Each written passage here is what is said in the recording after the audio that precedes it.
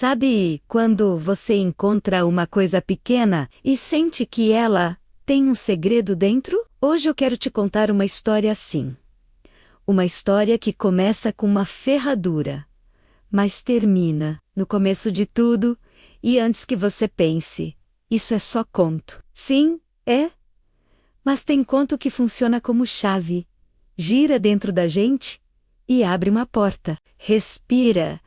Vem comigo. Muitos anos atrás, eu li um conto sobre um rapaz que encontrou um objeto estranho no meio da rua. Não era exatamente bonito. Era simples. Parecia uma ferradura. Mas tinha um nome gravado nele. Um nome esquisito. E o rapaz, curioso, começou a tentar ler em voz alta. Ele tentava. Errava. Tentava de novo. Errava de um jeito diferente. E assim foi. Tentativa após tentativa. Como se aquele nome estivesse esperando a voz certa. Até que um dia, sem avisar, ele pronunciou diferente. E aí? Aconteceu. O objeto começou a crescer na mão dele. Não cresceu um pouquinho. Cresceu de verdade. Maior, maior, maior, até ficar do tamanho de uma porta. Uma porta bem ali. Nomeou. Do nada feita de algo impossível. E o rapaz, com um coração batendo onde a razão não alcança, atravessou e do outro lado, ele não estava mais na mesma rua. Ele estava em um país distante, do outro lado do oceano. Dia após dia, usando aquela ferradura porta, ele visitou lugares desconhecidos, como quem pula de página em página num atlas vivo. Até que, em algum momento, ele pensou: tá, eu já vi o longe. Agora eu quero ver o antigo. E então ele sussurrou a palavra mágica e desejou visitar Roma no tempo dos Césares. E lá estava ele. Agora, claro, isso é uma lenda, mas ela dá uma ideia que eu acho deliciosa. E se existisse um portal de verdade? E se eu pudesse te chamar agora e dizer: vamos voltar no tempo. Não só alguns anos. Vamos voltar tudo. Você iria? Então está. Se segura. Imagina comigo que existe um portal. A gente atravessa. E o tempo vira vento. É como viajar num avião a jato. Só que por dentro da história. E de repente, os anos passam como gotas num vidro. Vamos. A gente passa por centenas, milhares de anos num instante. Passa pelo tempo em que Jesus caminhou pela terra. Passa pelo tempo de Davi, de Abraão e não para. Passa pelo tempo de Noé e vai mais fundo ainda, até Adão. E eu vou te dizer, tem uma sensação estranha quando a gente chega perto do começo. É como se o mundo ficasse silencioso por respeito. Eita, como está escuro. Escuro de verdade. Não dá para ver nada. Nada mesmo. Ao nosso redor é como um buraco sem fundo. Nenhum raio de luz, nem a menor faísca, nem uma estrela fraca. Só escuridão. Uma escuridão que parece ter peso, como se ela encostasse na pele. Mas a gente ouve alguma coisa, um som. É como o barulho do movimento das águas. Aquele som que você já ouviu perto do mar ou num lago. Um vai e vem infinito. Água e escuridão. E eu lembro das palavras. Havia trevas sobre a face do abismo. E de repente, eu percebo uma coisa. A gente não tá só.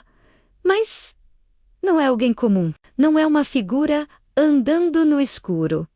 É uma presença em meio ao vazio, à solidão. Está Deus. E eu imagino o Espírito de Deus se movendo lentamente por sobre as águas, como quem observa, como quem prepara como quem sabe o que vai nascer daqui. É como se o universo prendesse a respiração. E então, eu ouço uma voz musical e poderosa. Não tem pressa, não tem dúvida. É uma voz que não pede, uma voz que ordena. E ela diz algo simples, algo que parece pequeno, mas muda tudo, haja luz. No mesmo instante, as trevas recuam, como se a escuridão tivesse entendido que agora existe uma fronteira. E a luz aparece.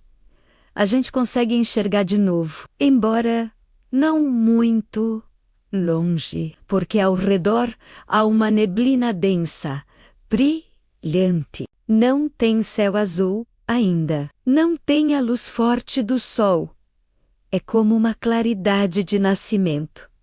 Uma primeira manhã, antes do próprio dia existir direito, e abaixo, água. Água, água e mais água. Um oceano imenso que se agita sem parar. E não tem terra, não tem gente, não tem homem, mulher, menino, menina, não tem ave, não tem animal, nem peixe. No oceano ainda não há histórias de amor, nem despedidas, nem risadas, nem lágrimas. Ainda não há ontem para sentir saudade, só luz. E eu penso, como a luz é maravilhosa quando ela chega depois de um vazio tão grande. E então vem o trecho que parece um carimbo de começo. E viu Deus que a luz era boa, e fez separação entre a luz e as trevas. Chamou Deus a luz de dia, e as trevas, noite, houve tarde e manhã. O primeiro dia. O primeiro dia. O princípio do tempo. O começo da história. E, ao mesmo tempo, o começo de tudo o que a humanidade um dia iria sentir.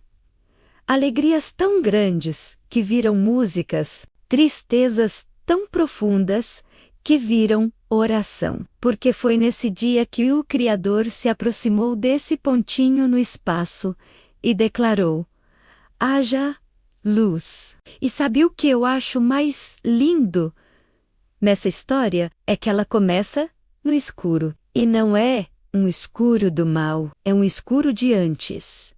Como o silêncio antes da primeira nota, a criação não começa com gritos, começa com uma palavra. E, de algum jeito, isso me conforta, porque tem dias em que a gente também está no escuro e parece que não tem estrela nenhuma, mas a história da criação lembra uma coisa suave e poderosa.